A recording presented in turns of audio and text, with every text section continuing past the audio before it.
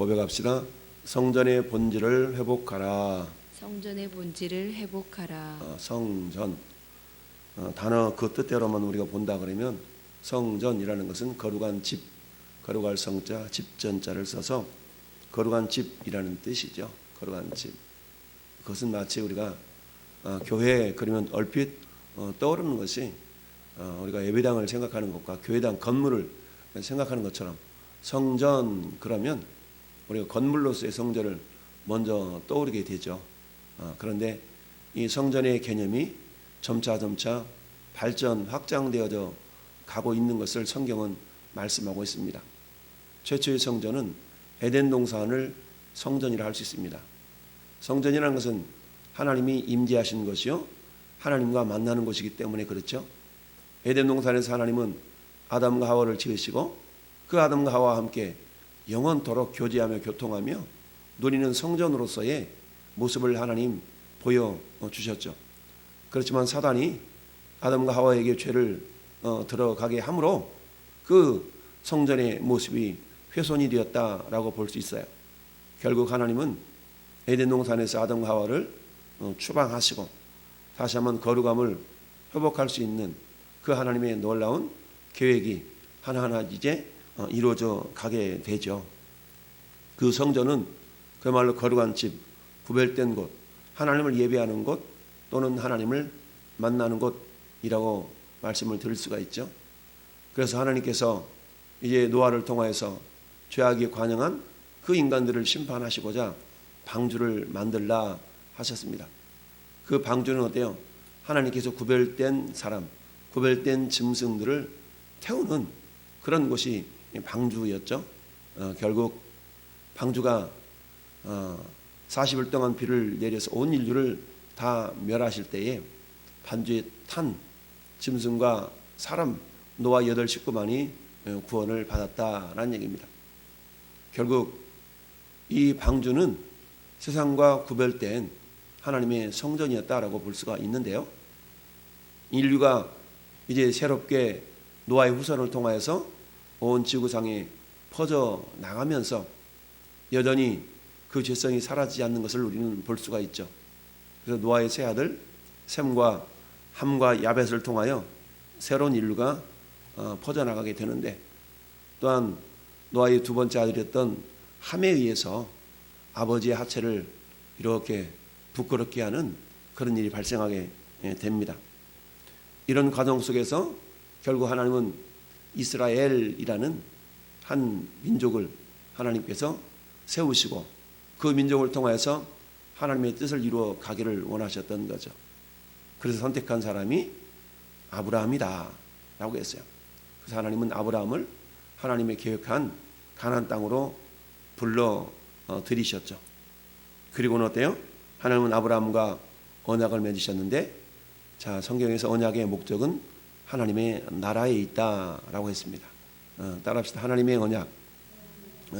그 목적이 뭐라고요? 하나님의 나라에 있다는 얘기입니다. 하나님은 창세기 12장에서 아브라함을 향해서 언약을 맺으셨죠. 내가 너로 큰 민족을 이루고 할렐루야. 땅의 모든 민족들이 땅의 모든 족속들이 너로 말미암아 복을 받으리라. 너는 복이 될지라. 우리 개역성경에서는 너는 복의 근원이 될지라 라고 되어 있죠. 결국 하나님은 아브라함을 통해서 거룩한 백성 즉 에덴의 모습을 회복하기를 원하셨던 겁니다. 그래서 아브라함이 이삭을 낳고 이삭이 야곱을 낳고 결국 야곱 그 이름을 이스라엘이라고 바꿔가면서 하나님의 계획하심이 하나하나 이루어져 가게 되었죠. 결국 이스라엘 백성들이 저 이집트 땅에서 430년 동안 종노릇하는 그런 고난을 겪게 하시고 비로소 그곳에서 구원해내셨는데 하나님은 시내산에서 모세라는 한 지도자를 하나님께서 새롭게 만나 주시면서 성막을 지을 것을 말씀하셨죠. 성막, 이동식 성전을 말하죠. 그래서 이동식 성전을 성막, 텐트라는 것이죠. 그래서 광야 40년 동안 하나님은 모세로 하여금 성막을 이동식 성전이었던 성막을 짓게 하시고 그곳에 하나님 말씀이 담긴 법궤를 놓도록 하셨습니다. 광야 40년이 지나서 이제 가나안 땅이 정착하는 그런 과정 속에서 가나안 땅에 정착하면서 사사시대를 거치고 약 400여 년의 사사시대를 거치면서 이제 하나님은 다윗에게 성전을 짓고자 하는 그런 소망을 품게 하셨고 다윗을 이어 솔로몬이 성전을 완공하게 되죠. 그래서 그 성전 안에는 하나님의 말씀이 담겨져 있는 법궤를 안치하게 되고 그 성전의 구조는 크게 성전 뜰과 그리고 성소 그리고 지성소 이렇게 구성되어 있고 성전 뜰에는 번제단이 있어서 그곳에 하나님 앞에 나가기 위해서는 그야말로 정결한 짐승의 피를 가지고 하나님 앞에 나가야 되는데 그 짐승을 잡는 그리고 제물을 태우는 이런 성전 뜰에 있는 번제단이 있었다. 그리고 번제단과 더불어 물두멍이라는 곳이 있어서 제사장들이 성전의 업무를 수행함에 있어서 손과 발과 몸을 정결케 하는 그런 의식을 행할 수 있는 그런 물이 그 성전 뜰에 있었던 것이죠. 그 다음에 이제 성전 뜰 안에는 그야말로 성전이 지어져 있는데 그 성전은 두 공간으로 나눠 있죠. 바깥 공간을 성소, 안쪽 공간을 지성소라고 한다. 그런데 여러분 성전 뜰보다 성소의 공간이 좁았고 성소보다 지성소의 공간이 좁아진 것을 봅니다. 성전 뜰은 그야말로 이방인을 제한 누구든지 하나님의 자녀들은 들어갈 수 있는 곳이 성전 뜰이었고 그리고 지성소 앞에 있는 성소에는 제사장들이 들어갔죠. 그런데 지성소에는 대제사장이 오직 1년에 한 차례씩만 들어갈 수 있는 곳이 지성소였다. 그런데 예수께서 십자가 지시고 그야말로 죽임을 당할 때에 성소와 지성소를 가로막고 있었던 휘장이 위로부터 아래까지 찢어져 둘이 되므로 누구든지 이제는 예수님의 피를 믿는 자들은 지성소에 들어갈 수 있는 권세를 얻게 되었다. 그래서 히브리서 4장 16절 말씀은 그러므로 형제들아 우리가 예수의 피를 힘입어 성소에 들어갈 담력을 얻었다라고 말씀하고 있습니다. 그래서 때를 따라 돕는 은혜를 얻기 위하여서 은혜의 보좌 앞에 이제 담대히 들어가자라고 말씀을 하고 있죠. 이처럼 성전의 변화가 에덴 동산에서 그 다음에 노아의 방주를 통하여서 그리고 모세를 통하여 출애굽시킨 이스라엘 백성들이 광야에서 그리고는 솔로몬을 통해서 이제 예루살렘에 지어진 그 성전을 통해서 그 성전이 이제 완공이 되어졌다. 그런데 이 성전의 모습이 결국 예수님 시대에 오면서 변화가 되어지죠. 자, 그 본문이 오늘 본문입니다. 그들이 예루살렘에 들어가니라. 예수께서 성전에 들어가사 성전 안에서 매매하는 자들을 내쫓으시며 돈 바꾸는 자들의 상과 비둘기 파는 자들의 의자를 둘러 엎으셨다. 여러분 성전에서 어떤 일이 발생했어요? 장사하는 일이 발생했다. 그리고 돈 바꾸는 자. 자, 돈 바꾸는 자라는 것은 이런 의미입니다. 자, 유대인들이 특별히 성전에서 들어갈 때 성전세라는 것이 있었는데요.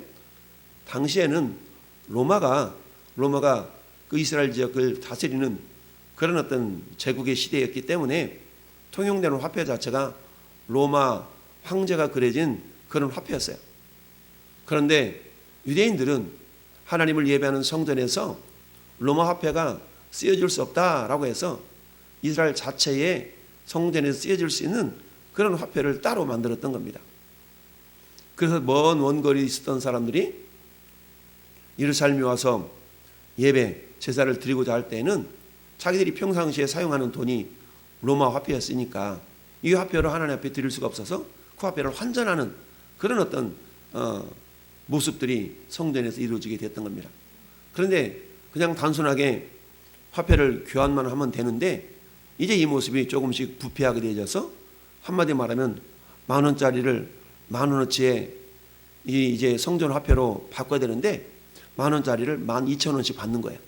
그리고 2,000원 땡가먹고 자기들이 남겨먹고 이런 어떤 그런 모습이 오늘 매매하는 자들, 돈 바꾸는 자들이라는 표현 속에 담겨져 있는 겁니다.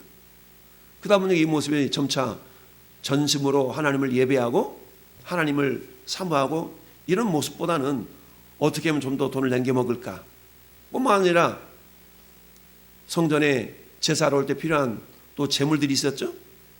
이 제물들은 건강한 짐승이어야 되는데 저 멀리 산 사람들이 제물을 가져올 수 없으니까 어때요? 예루살렘 성전 근처에서 뭐가 있었냐면 그 짐승을 바꿔주는 그런 우리간들이 또 있었던 겁니다. 그러니 어때요? 예전에 졸업 시즌만 되면 학교 앞에 수많은 꽃 그 장사치들이 이렇게 있어서 서로 막 팔려고 진풍경을 이루는 적이 있었지 않습니까? 코로나 때문에 이런 풍경들이 다 사라지긴 했지만 그러셨대요. 그 졸업식 한 날 자기 꽃 만든 꽃을 팔아서 이익을 남겨야 되니까 서로 막 선점하고 좋은 자리 차지하려고 아침 일찍부터 와서 자리를 잡고 막 이런 모습들이 있었던 거죠.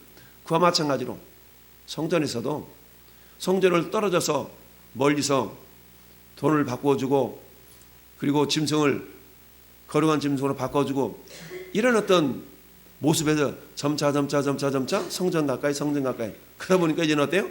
성전 안에서조차 이런 일들이 발생하게 되었던 겁니다. 그래서 어때요? 아무나 물건을 가지고 성전 안으로 지나다님을 허락하지 아니하시고 가르쳐 이르시되 기록된 바 내 집은 만민이 기도하는 집이라 칭함을 받으리라고 하지 아니하였느냐. 너희는 강도의 소굴을 만들었도다. 이 강도의 소굴이라는 것은 한번 되면 강도라는 것이 뭡니까? 남의 것을 강탈하고 자기 이익을 극대화시키기 위한 그런 어떤 욕망을 불사르는 자가 강도 아니겠어요? 그런 것처럼 하나님을 예배하고 하나님을 높여드릴 그런 장소가 오히려 인간의 욕망을 채우기 위한 그런 공간으로 전락되고 말았다라는 겁니다. 이 모습을 보신 예수님께서는 애통해 하시면서 다 상을 엎으시고 비둘기를 쫓아내며 그야말로 성전을 깨끗하게 하는 그런 일을 하시고 성전의 본래의 목적을 주님이 말씀하고 있는 것이죠. 내 집은 만민이 기도하는 집이라. 기도는 뭡니까? 하나님과의 교통을 이루는 것이 기도 아니겠어요? 그러니까 하나님과 교통을 이루는 기도, 예배 이런 어떤 본질의 모습보다는 오히려 제사보다는 제밥에 관심이 있다라는 속담처럼 그런 모습으로 변해버리고 만 겁니다. 여러분, 예수님의 12 제자 가운데 가장 사랑을 많이 받은 제자가 누구라고 그랬어요? 요한이라고 했죠. 요한. 12명의 제자 가운데 요한이 기록한 성경이 모두가 5권 있는데요. 그 5권 가운데 요한복음 2장을 펴봅시다. 요한복음 2장. 요한복음 2장을 피면 13절부터 보면 유대인이 유월절에 가까운 자라 예수께서 예루살렘으로 올라가셨더니 성전 안에서 소와 양과 비둘기 파는 자들과 돈 바꾸는 사람들이 앉아있는 것을 보시고 노끈으로 채찍을 만드사 양이나 소를 다 성전에 내쫓으시고 돈 바꾸는 사람들의 돈을 쏟으시며 상을 엎으시고 비둘기 파는 사람들에게 이르시되 이것을 여기서 가져가라. 내 아버지 집으로 장사하는 집을 만들지 말라. 그랬더니 제자들이 성경 말씀이 주의 전을 삼원이 열심히 나를 삼키리라 한 것을 기억하리라. 이때 유대인들이 이제 태클을 걸고 나섰어요. 18절까지 읽어봐요. 이에 유대인들이 대답하여 예수께 말하기를 네가 이런 일을 행하니 무슨 표적을 우리에게 보이겠느냐. 그러니까 예수께서 성전을 이렇게 정결케 하시고 이런 막 권세를 피우는 것을 보고 유대인들이 의아해한 겁니다. 아니 네가 이렇게 할 권리가 뭐야? 네가 왜 그러는데? 참 이러는 겁니다. 그러자 19절에 예수께서 대답하여 이르시되 너희가 이 성전을 헐어라. 내가 사흘 동안에 일으키리라. 성전을 헐어봐. 내가 사흘 동안 일으킬 거야. 그러자 유대인들이 이르되 이 성전은 몇 년 동안? 46년 동안 지었거늘 이 성전을 헤롯 성전이라고 얘기하죠. 솔로몬 성전은 이미 훼손이 되어졌고 솔로몬을 위해서 70년 만에 바벨론에서 포로 들어왔던 이 사람들이 스룹바벨이 중심으로 해서 새롭게 성전을 재건을 하죠. 이 성전을 스룹바벨 성전이라고 얘기합니다.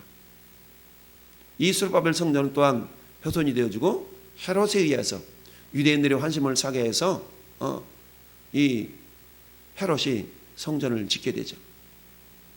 이 성전이 헤롯 성전인데 46년 동안 지었다. 그러면서 46년 동안 지었거는 네가 3일 동안 일으킨다고? 말도 안 되는 소리 하고 있네. 야, 46년 동안에 다 지어도 아직 완공이 안 됐거든? 근데 뭐 3일? 이러고 있는 거예요. 그러나 21절 같이 읽습니다. 그러나 예수는 성전된 자기 육체를 가르쳐 말씀하신 것이라. 22절 죽은 자 가운데서 살아나신 후에야 제자들이 이 말씀하신 것을 기억하고 성경과 예수께서 하신 말씀을 믿었더라. 아멘.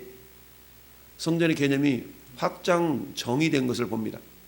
예수님께서 하신 말씀은 뭐예요? 성전은 자기 육체, 즉 눈에 보여지는 솔로몬이 지었던, 스룹바벨이 재건했고 헤롯에 의해서 지어졌던 그 성전은 누구를 예표하고 있다는 얘기예요? 예수 그리스도를 예표하고 있다라는 이야기입니다. 예수님이 성전이라는 얘기입니다. 그래서 너희가 이 성전을 헐어봐 3일 안에 세울까? 이 말은 너희가 나를 죽여봐 내가 사흘 만에 다시 부활할 거야 라는 개념이었지만, 그 당시에 그렇게 말씀했을 당시에 유대인들도 제자들도 그것을 이해할 수가 없었다.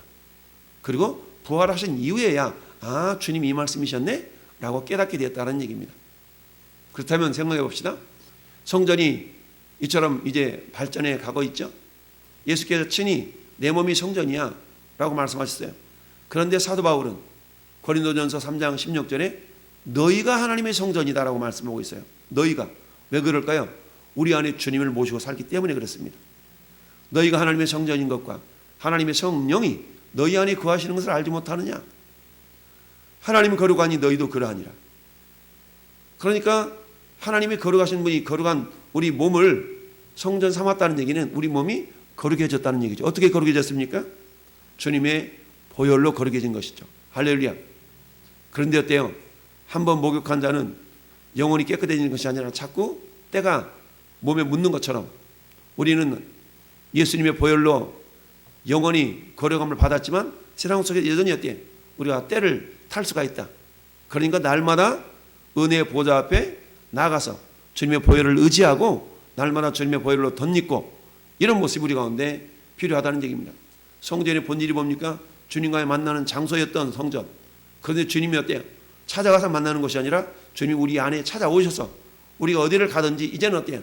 주님이 나와 내가 주님과 함께하는 그런 성전이 우리 몸이 성전이 된 것이죠. 그렇다면 이제는 어떻습니까? 성전의 본래의 목적이 하나님을 예배하고 하나님께 기도하고 하나님 찬양하고 말씀을 봉독하고 이런 장소로서의 성전이었다면 이제 우리 몸이 성전이기 때문에 그 본질적인 모습을 그대로 나를 통하여서 이루어지면 되는 겁니다. 내가 바로 예배자가 되는 것이고요. 내가 바로 기도의 사람이 되는 것이고요. 내가 바로 말씀을 묵상하는 사람이 될 때에 성전의 본질이 회복이 되는 줄 믿습니다. 예수님이 오는 금요일날 고난당하시고 죽으신 그날을 성금요일이라고 이야기를 합니다. 이번 한 주간 동안을 패션 위크, 마치 패션 오브 크라이스트라는 그런 멜 깁슨에 의해서 제작된 그런 영화도 있는 것처럼 이번 한 주간 동안을 우리가 고난주간이라고 하는데, 영어로 말하면 이처럼 패션이라는 말은 어때요? 지극한 고난 이런 것을 상징하지 않습니까? 그래서 더 패션 위크라고 해서 이번 한 주간을 고난주간이라고 하면서 특별히 주님의 고난을 묵상하면서 내 몸이 성전인 것을 기억하고 내 몸이 성전 되도록 하시기 위해서 주님이 모든 고난을 다 겪으신 것이거든요. 그 다음에 성전의 본질이 예배와 찬송과 말씀 묵상과 기도인 것을 기억하면서 오늘날 내 몸이 세상적인 목적을 위해서 쓰여지는 그런 몸뚱아리가 아니라 하나님을 온전히 예배하는 예배자로서의 모습, 또한 내 한 몸이 이루어져서 그야말로 거룩한 공동체인 교회를 이루게 되어지는데요. 이처럼 우리는 교회 공동체를 이루고 있는 한 성전 한 성전이 모여져서 왕성교회라는 교회를 이루고 있는 것입니다. 이 지역교회가 모여져서 그야말로 예수 그리스도를 머리로 한 하나의 교회가 된 것이죠. 한 주간 동안 우리가 깨어서 기도하자라고 우리가 합심하여서 기도하자고 외쳤기 때문에 여러분 예배당에 나올 수 있는 믿음이 부족한 사람들은 가정에서 또는 이참 현장에서 예배할 수 있는 그런 믿음의 사람들로 더 깨어서 정말 내 몸이 성전임을 기억하면서 성전의 본래의 목적, 하나님을 예배하고 찬양하고 기도하고 말씀을 묵상하는 그런 장소적인 개념에서 내가 성도이기 때문에 내가 그런 삶을 살면 된다라는 얘기죠. 세상적인 욕망을 벗어나 내려놓고 주님의 뜻을 이루어드리는 우리 왕성의 모든 성소, 성전을 이루는 모든 주님의 사람들이 될 수 있기를 예수님의 이름으로 축원을 드립니다. 아멘.